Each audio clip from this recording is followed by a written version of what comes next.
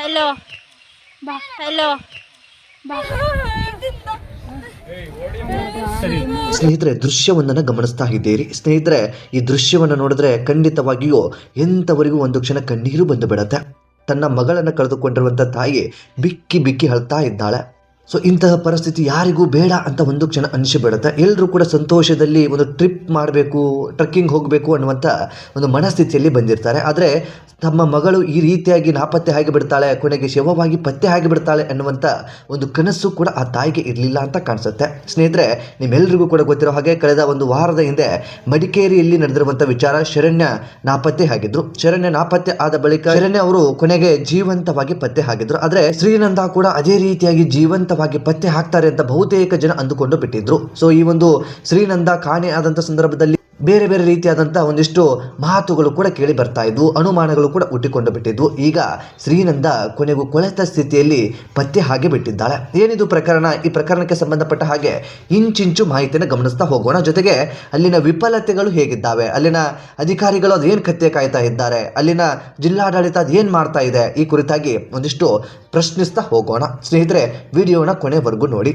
ನೀವೇನಾದರೂ ನಮ್ಮ ಚಾನಲನ್ನು ಸಬ್ಸ್ಕ್ರೈಬ್ ಮಾಡಿಕೊಳ್ಳದೆ ವಿಡಿಯೋವನ್ನು ಗಮನಿಸ್ತಾ ಇದ್ರೆ ಸ್ನೇಹಿತರೆ, ಈ ಕೂಡಲೇ ನಮ್ಮ ಚಾನಲ್ ಅನ್ನು ಸಬ್ಸ್ಕ್ರೈಬ್ ಮಾಡಿ ಹಾಗೂ ನೋಟಿಫಿಕೇಶನ್ಗಾಗಿ ಬೆಲ್ ಐಕನ್ ಕೂಡ ಕ್ಲಿಕ್ ಮಾಡಿಕೊಳ್ಳಿ.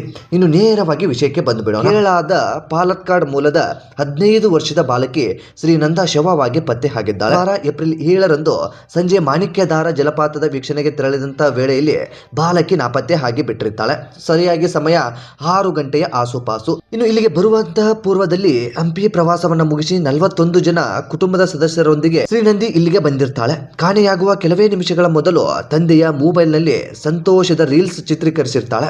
ಆದರೆ ಜನಸಂದಣಿಯ ನಡುವೆ ಮೆಟ್ಟಿಲುಗಳನ್ನು ಇಳಿಯುವಾಗ ಆಕೆಯು ಹಠಾತ್ತನೆ ಕಾಣೆ ಆಗಿ ಬಿಡ್ತಾಳೆ. ಸೊ ಅವಳು ಕಾಣೆ ಆಗಿರೋದು ಕೆಲವೊಂದಿಷ್ಟು ಅನುಮಾನಗಳಿಗೂ ಕೂಡ ದಾರಿ ಮಾಡಿಕೊಡುತ್ತೆ. ಇದೀಗ ಆಕೆಯ ಮೃತದೇಹ ಪತ್ತೆಯಾಗಿರುವುದು ದುಃಖ ತಂದಿದೆ ಅಂತಾನೆ ಹೇಳಬಹುದು. ಬಾಲಕಿ ನಾಪತ್ತೆಯಾದ ಮಾಹಿತಿ ತಿಳಿದ ತಕ್ಷಣ ರಕ್ಷಣಾ ತಂಡಗಳು ಥರ್ಮಲ್ ಡ್ರೋನ್ ಸಹಾಯದಿಂದ ಶೋಧ ಕಾರ್ಯವನ್ನ ಆರಂಭಿಸಿ ಬಿಟ್ಟಿದ್ದು. ಪೊಲೀಸ್ ಇಲಾಖೆ, ಅರಣ್ಯ ಇಲಾಖೆ ಮತ್ತು ಅಗ್ನಿಶಾಮಕ ದಳದ 100ಕ್ಕೂ ಹೆಚ್ಚು ಸಿಬ್ಬಂದಿಗಳು ವಿವಿಧ ತಂಡಗಳಾಗಿ ವಿಭಜನೆಗೊಂಡು ಹುಡುಕಾಟವನ್ನ ನಡೆಸಿದ್ದರು. ಘಟನೆ ನಡೆದ ಪ್ರದೇಶ ತೀವ್ರವಾಗಿ ಕಡಿದಾದ ಹಾಗೂ ಅಪಾಯಕಾರಿ ಪ್ರದೇಶವಾಗಿರುವುದರಿಂದ ಸಾಧ್ಯವಿರುವ ಎಲ್ಲಾ ಮಾರ್ಗದಲ್ಲಿ ಶೋಧವನ್ನು ಕೂಡ ನಡೆಸಲು ತಂಡಗಳು ಪ್ರಾರಂಭಿಸಿ ಬಿಟ್ಟಿದ್ದು. ಆದರೆ ಬಾಲಕಿಯನ್ನು ಜೀವಂತವಾಗಿ ಪತ್ತೆ ಹಚ್ಚಲು ಸಾಧ್ಯವಾಗದೆ ಎಲ್ಲರಲ್ಲೂ ಕೂಡ ವಿಷಾದ ಕೂಡ ಮೂಡ್ತಾ ಇದೆ. ಒಟ್ಟು ಈ ರೀತಿಯಾಗಿ ಒಂದು ದುರ್ಘಟನೆ ನಡೆದಿರುವಂತಹದ್ದು. ಸೊ ಆ ದೇಹವನ್ನು ಗಮನಿಸಿದಂಥ ಸಂದರ್ಭದಲ್ಲಿ ದೇಹದ ಒಂದು ಕಾಲು ಬೇರೆ ಕಡೆಗೆ ಇದೆ, ಇನ್ನೊಂದು ಕಾಲು ನೀಟಾಗಿ ನೆಲದ ಮೇಲೆ ಬಿದ್ದಿದೆ. ಆ ಕಡೆ ಯಾವುದೋ ಒಂದು ಗಿಡದ ಮೇಲೆ ಒಂದಿಷ್ಟು ಬಟ್ಟೆಗಳು ಕೂಡ ಕಾಣಿಸ್ತಾ ಇದೆ. ಇತ್ತ ಈ ಒಂದು ಶ್ರೀನಂದಾಳ ಪ್ಯಾಂಟ್ ಕೂಡ ಹರಿದಿರುವಂತದ್ದು ಕೂಡ ಸ್ಪಷ್ಟವಾಗಿ ಗೊತ್ತಾಗ್ತಾ ಇದೆ. ಅದೇ ರೀತಿಯಾಗಿ ಮೈ ಮೇಲೆ ಬಟ್ಟೆ ಇಲ್ಲ, ಅಂದ್ರೆ ಅರೆ ನಗ್ನದಲ್ಲೂ ಕೂಡ ಇದ್ದಾಳೆ. ಸೊ ಹಾಗಂತ ಇಲ್ಲೇನೋ ಬೇರೆ ಏನೋ ನಡೆದು ಹೋಗಿದೆ ಅಂತ ನಾನು ಹೇಳ್ತಾ ಇಲ್ಲ. ಕಾಲು ಜಾರಿ ಬಿದ್ದಿರಬಹುದು ಅಥವಾ ಇನ್ನೇನೋ ಆ ಸಂದರ್ಭಕ್ಕೆ ನಡೆದು ಹೋಗಿರಬಹುದು ಅನ್ನುವ ರೀತಿಯಲ್ಲಿಯೂ ಕೂಡ ಅನುಮಾನಗಳು ಕಾಣಿಸ್ತಾ ಇದ್ದಾವೆ. ಇನ್ನು ಪ್ರಾಥಮಿಕ ವರದಿಯ ಪ್ರಕಾರ ಬಹುತೇಕ ಕಾಲು ಜಾರಿ ಬಿದ್ದಿರಬಹುದು ಅನ್ನುವ ರೀತಿಯಲ್ಲಿಯೂ ಕೂಡ ಒಂದಿಷ್ಟು ಮಾತುಗಳು ಕೂಡ ಕೇಳಿ ಬರ್ತಾ ಇದ್ದಾವೆ. ತನಿಖೆಯ ನಂತರ ಅಸಲಿ ಸತ್ಯಾಸತ್ಯತೆ ಗೊತ್ತಾಗುತ್ತೆ. ಕೊಳೆತಿರುವಂತಹ ಸ್ಥಿತಿಯಲ್ಲಿ ಶ್ರೀನಂದ ದೇಹವು ಕೂಡ ಸಿಕ್ಕಿರುವಂತದ್ದು. ಅಂದ್ರೆ ಅವಳು ಯಾವತ್ತು ನಾಪತ್ತೆ ಆಗಿದ್ಲೋ ಆ ದಿನವೇ ಆಕೆ ಸಾವನ್ನ ಆಗಿದ್ಲು ಅನ್ನುವಂಥದ್ದು ಸ್ಪಷ್ಟವಾಗಿ ಇಲ್ಲಿ ಗೋಚರಿಸ್ತಾ ಇದೆ. ಅಂದ ಹಾಗೆ ಬಹುತೇಕ ಅನುಮಾನಗಳು ಕೂಡ ಏನು ಕಾಡ್ತಾ ಇದ್ವು ಅಂತಂದ್ರೆ, ಯಾರೋ ಅಪಹರಣ ಮಾಡ್ಕೊಂಡು ಹೋಗಿರಬಹುದು, ಅಥವಾ ಆಕೆ ಎಲ್ಲೋ ಹೋಗಿರಬಹುದು, ಅಥವಾ ತಾನು ಫೇಮಸ್ ಆಗೋದಕ್ಕೆ ಈ ರೀತಿಯಾಗಿ ಮಾಡಿರಬಹುದು. ಈ ರೀತಿಯಾದಂಥ ಒಂದಿಷ್ಟು ಮಾತುಗಳು ಕೂಡ ಕೇಳಿ ಬರ್ತಾ ಇದ್ವು. ಶ್ರೀನಂದ ಜೀವಂತವಾಗಿ ಪತ್ತೆ ಹಾಕ್ತಾಳೆ ಅಂತ ಬಹುತೇಕರು ಅಂದ್ಕೊಂಡಿದ್ರು. ಆದರೆ ಅದ್ಯಾವುದೂ ಕೂಡ ಸಾಧ್ಯ ಆಗಲಿಲ್ಲ. ಕೊನೆಗೂ ಕೂಡ ಡ್ರೋನ್ ಕ್ಯಾಮ್ರಾದಲ್ಲಿ ಈಕೆಯ ಮೃತದೇಹ ಪತ್ತೆ ಆಗುತ್ತೆ. ಅದಾದ ಬಳಿಕ ಮೃತದೇಹ ಪತ್ತೆ ಆದ ನಂತರ ಸಿಬ್ಬಂದಿಗಳಿಗೆ ಎಲ್ರಿಗೂ ಕೂಡ ಮಾಹಿತಿ ಹೋಗುತ್ತೆ. ಸ್ಥಳಕ್ಕೆ DC ಅವರು ಬರ್ತಾರೆ, ಸಂಬಂಧಪಟ್ಟ ಪೊಲೀಸ್ ಇಲಾಖೆಯವರು ಕೂಡ ಬರ್ತಾರೆ. ಬಹುತೇಕ ಯಾರ್ಯಾರೆಲ್ಲ ಬರೋದಕ್ಕೆ ಸಾಧ್ಯನೋ ಆ ಒಂದು ಸ್ಥಳಕ್ಕೆ ಬಂದಿದ್ದಾರೆ. ಈಗ ಒಂದು ದೊಡ್ಡ ಸವಾಲು ಏನು ಅಂತಂದ್ರೆ, ಮೃತದೇಹ ಪತ್ತೆ ಆಗಿರುವ ಸ್ಥಳದಿಂದ ಆ ಮೃತದೇಹವನ್ನ ಮತ್ತೆ ಮೇಲೆ ತರುವಂತದ್ದು ಕೂಡ ಈಗ ಅಲ್ಲಿನ ಸಿಬ್ಬಂದಿಗಳಿಗೆ ಸವಾಲು ಕೂಡ ಆಗಿದೆ. ಕಾರಣ ಅಲ್ಲಿ ಯಾವುದೇ ರೀತಿಯಾಗಿ ವಾಹನಗಳು ಹೋಗೋದಕ್ಕೆ ಅಥವಾ ಸಂಚಾರ ಮಾಡೋದಕ್ಕೆ ಅವಕಾಶಗಳು ಇಲ್ಲ. ನಮ್ಮ ಜಿಲ್ಲಾಡಳಿತಗಳಾಗಿರ್ಬೋದು ಅಥವಾ ನಮ್ಮ ರಾಜ್ಯದಲ್ಲಿ ಎಂಥ ವ್ಯವಸ್ಥೆಗಳು ಇದ್ದಾವೆ ಅನ್ನೋದನ್ನ ನಾವು ಸೂಕ್ಷ್ಮವಾಗಿ ಗಮನಿಸಬೇಕು. ಬಹುತೇಕ ಬಹುತೇಕ ಕಡೆ ನಮ್ಮ ರಾಜ್ಯದಲ್ಲಿ ಪ್ರವಾಸಿ ಸ್ಥಳಗಳಿದ್ದಾವೆ. ಐತಿಹಾಸಿಕ ಸ್ಥಳಗಳಾಗಿರ್ಬೋದು, ಟ್ರೆಕ್ಕಿಂಗ್ಗೆ ಹೋಗುವಂತ ಸ್ಥಳಗಳಾಗಿರ್ಬೋದು. ಸೊ ಈ ರೀತಿಯಾದಂತ ಸ್ಥಳಗಳು ಇದ್ದಾವೆ. ಪ್ರವಾಸಿಗರು ಬಹುತೇಕ ರಾಜ್ಯಗಳಿಂದ ಬರ್ತಾ ಇರ್ತಾರೆ, ಬೇರೆ ಬೇರೆ ದೇಶಗಳಿಂದ ಪ್ರವಾಸಕ್ಕೆ ಬರ್ತಾ ಇರ್ತಾರೆ. ಆದ್ರೆ ಆಡಳಿತ ವ್ಯವಸ್ಥೆಗಳು ಹೇಗೆ ವಿಫಲವಾಗ್ತಾ ಇದ್ದಾವೆ ಅಂತಂದ್ರೆ, ಬಹುತೇಕ ಕೆಟ್ಟ ವ್ಯವಸ್ಥೆಯಲ್ಲಿ ನಮ್ಮ ಆಡಳಿತ ವ್ಯವಸ್ಥೆ ಇರುವಂತಹದ್ದು. ಏನು ಅಂತಂದ್ರೆ ಒಂದು ಸರಿಯಾದ ರೀತಿಯಲ್ಲಿ ಸೆಕ್ಯೂರಿಟಿ ಇರೋದಿಲ್ಲ, ಅಥವಾ ಸೆಕ್ಯೂರಿಟಿ ಆಯೋಜನೆ ಮಾಡಿರ್ತಾರೆ, ಅಥವಾ ಅಲ್ಲಿ ಏನೋ ಸುರಕ್ಷತೆಗಾಗಿ ಏನೋ ಒಂದು ಮಾಡಿರ್ತಾರೆ, ಯಾವುದು ಕೂಡ ಸರಿಯಾಗಿ ಜನರಿಗೆ ದೊರೆಯೋದಿಲ್ಲ. ಅಲ್ಲಿನ ಒಂದು ನಿರ್ಲಕ್ಷ್ಯತನ, ಆಡಳಿತದ ಒಂದು ದುರುಪಯೋಗ, ಇಂಥದ್ದೆಲ್ಲವೂ ಕೂಡ ನಮ್ಮ ರಾಜ್ಯದಲ್ಲಿ ಎದ್ದು ಕಾಣಿಸ್ತಾ ಇದೆ. ಇಲ್ಲಿ ಒಂದು ಸ್ಥಳಗಳಿಗೆ CCTVಗಳು ಕೂಡ ಇರೋದಿಲ್ಲ, ನಿರ್ಲಕ್ಷ್ಯತನ ಇರುತ್ತೆ. ಆಯೋಜನೆ ಮಾಡಿರುವಂತಹ ಸೆಕ್ಯೂರಿಟಿ ಎಲ್ಲೋ ಹೋಗಿ ಬಿಡ್ತಾರೆ, ಏನೇನೋ ಮಾಡ್ತಾ ಇರ್ತಾರೆ, ಜನ ಬರ್ತಾರೆ ಹೋಗ್ತಾರೆ, ಅವರ ಜೀವದ ಬಗ್ಗೆ ಅವರಿಗೆ ಕಾಳಜಿ ಇರೋದಿಲ್ವಾ ಅನ್ನುವಂತ ನಿರ್ಲಕ್ಷ್ಯತನವನ್ನ ತೋರುವಂತವರ ಸಂಖ್ಯೆಯೂ ಕೂಡ ಹೆಚ್ಚಾಗಿಬಿಟ್ಟಿದೆ. ಅಧಿಕಾರದ ದುರುಪಯೋಗ ಕೂಡ ಆಗ್ತಾ ಇದೆ. ಇಂಥದ್ರೆಲ್ಲದರ ನಡುವೆ ಯಾರೋ ಅಮಾಯಕರ ಜೀವ ಬಲಿ ಆಗ್ತಾ ಇದೆ. ಇದೆಲ್ಲದಕ್ಕೂ ಕೂಡ ಯಾರು ಕಾರಣ ಅನ್ನುವಂಥ ಪ್ರಶ್ನೆ ಈ ಸಂದರ್ಭಕ್ಕೆ ಮೂಡುತ್ತೆ. ಸರಿಯಾದ CCTV ಫುಟೇಜ್ಗಳು ಸಿಗೋದಿಲ್ಲ, ಸರಿಯಾಗಿ ಒಂದು CCTVಗಳನ್ನು ಹಾಕೋದಿಲ್ಲ.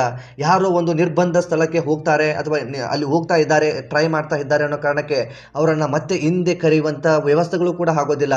ಸರಿಯಾಗಿ ಕೆಲಸವನ್ನು ಮಾಡುವಂಥ ಸಿಬ್ಬಂದಿಗಳು ಕೂಡ ಇರೋದಿಲ್ಲ. ಇಂತಹ ವ್ಯವಸ್ಥೆ ನಮ್ಮ ರಾಜ್ಯದಲ್ಲಿ ಬಹುತೇಕ ಇದ್ದಾವೆ. ಸೊ ಇಲ್ಲಿಯೂ ಕೂಡ ಅದೇ ರೀತಿಯಾದಂಥ ವಿಫಲತೆಯಿಂದ ಇಂಥದ್ದೊಂದು ಘಟನೆ ನಡೆದು ಹೋಗಿಬಿಟ್ಟಿದೆ ಅಂತ ಹೇಳಿದ್ರು ಕೂಡ ತಪ್ಪಾಗ್ಲಿಕ್ಕಿಲ್ಲ ಅಂತ ಕಾಣಿಸುತ್ತೆ. ಒಟ್ಟಾರೆಯಾಗಿ ಶ್ರೀನಂದ ಜೀವಂತವಾಗಿ ಬರ್ತಾಳೆ ಅಂತ ಅಂದ್ಕೊಂಡಿದ್ರು, ಆದರೆ ಅದ್ಯಾವುದೂ ಕೂಡ ಅಂದುಕೊಂಡ ಹಾಗೆ ಆಗಲಿಲ್ಲ. ಕೊನೆಗೆ ಕೊಳೆತ ಸ್ಥಿತಿಯಲ್ಲಿ ಆ ಒಂದು ಹೆಣ್ಣು ಮಗಳ ದೇಹ ಸಿಕ್ಕು ಬಿಟ್ಟಿದೆ. ಸೊ ಇದಕ್ಕೆ ಅನೇಕ ಕಾರಣಗಳು, ಅನೇಕ ಅನುಮಾನಗಳು ಕೂಡ ಹುಟ್ಟಿಕೊಳ್ತಾ ಇದ್ದಾವೆ. ಇದಕ್ಕೆ ಸಂಬಂಧಪಟ್ಟ ಹಾಗೆ ತನಿಖೆಯ ನಂತರ ಅದೇನು ಸತ್ಯಾಸತ್ಯತೆ ಎಲ್ಲವೂ ಕೂಡ ಹೊರಗೆ ಬರುವಂತಹ ಸಾಧ್ಯತೆ ಹೆಚ್ಚಾಗಿ ಕಾಣಿಸ್ತಾ ಇದೆ. ಸೊ ಒಟ್ಟಾರೆಯಾಗಿ ನೀವು ಕೂಡ ಟ್ರೆಕ್ಕಿಂಗ್ ಹೋಗ್ತಾ ಇರ್ತೀರಿ ಅಥವಾ ಇನ್ನೇನೆಲ್ಲ ಹೋಗ್ತಾ ಇರ್ತೀರಿ, ಹೋಗಬೇಕಾದಂಥ ಸಂದರ್ಭದಲ್ಲಿ ಒಂದಿಷ್ಟು ಗಮನ ಹರಿಸ್ಕೊಳ್ಳಿ, ಒಂದಿಷ್ಟು ಎಚ್ಚೆತ್ತುಕೊಳ್ಳಿ. ಸೊ ಪೋಷಕರೆಲ್ಲೂ ಕೂಡ ಹೇಳ್ತಾ ಇರುವಂಥದ್ದು, ನಿಮ್ಮ ಮಕ್ಕಳು ನಿಮ್ಮ ಜೊತೆಗೆ ಇರ್ತಾರೆ, ನಿಮ್ಮ ಜೊತೆಗೆ ಬರ್ತಾರೆ ಅಂತ ಅಂದ್ಕೊಂಡಿರ್ತೀರಿ. ಸೊ ಎಲ್ಲೋ ಮಿಸ್ ಆಗಿ ಏನು ಬೇಕಾದರೂ ಆಗುವಂಥ ಸಾಧ್ಯತೆ ಇರುತ್ತೆ. ಹಾಗಾಗಿ ಮಕ್ಕಳ ಬಗ್ಗೆ ಗಮನ ಹರಿಸ್ಕೊಳ್ಳಿ, ನಿಮ್ಮ ಬಗ್ಗೆ ನೀವು ಗಮನ ಹರಿಸಿ.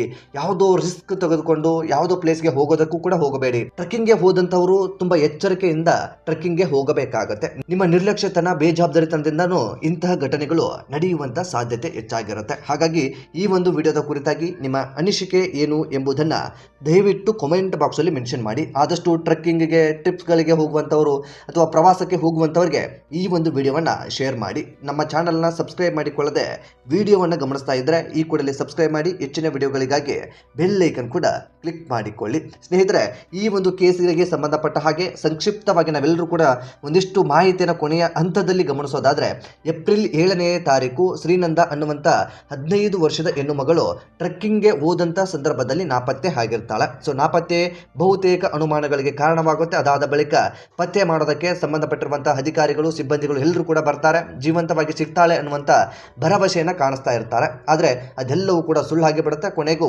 ಶ್ರೀನಂದ ದೇಹ ಕೊಳೆತ ಸ್ಥಿತಿಯಲ್ಲಿ 1500ರಿಂದ 2000 ಅಡಿ ಅಂತ ಹೇಳಲಾಗ್ತಾ ಇರುವಂಥದ್ದು. ಅಷ್ಟು ಆಳದ ಕೆಳಗೆ ಆಕೆಯ ದೇಹ ಇರುವಂತಹ ಸ್ಥಳದಿಂದ, ಪ್ರವಾಸಕ್ಕೆ ಹೋಗಿರುವಂತಹ ಸ್ಥಳದಿಂದ ಅಷ್ಟು ಆಳದ ಕೆಳಗೆ ಆಕೆಯ ಮೃತ ದೇಹ ಸಿಕ್ಕು ಬಿಡುತ್ತೆ. ಇದಿಷ್ಟು ಈ ಕೇಸ್ಗೆ ಸಂಬಂಧಪಟ್ಟ ಹಾಗೆ ಒಂದಿಷ್ಟು ಮಾಹಿತಿ. ಮತ್ತೆ ಮುಂದಿನ ವಿಡಿಯೋದಲ್ಲಿ ಸಿಗೋಣ. ನಮಸ್ಕಾರ.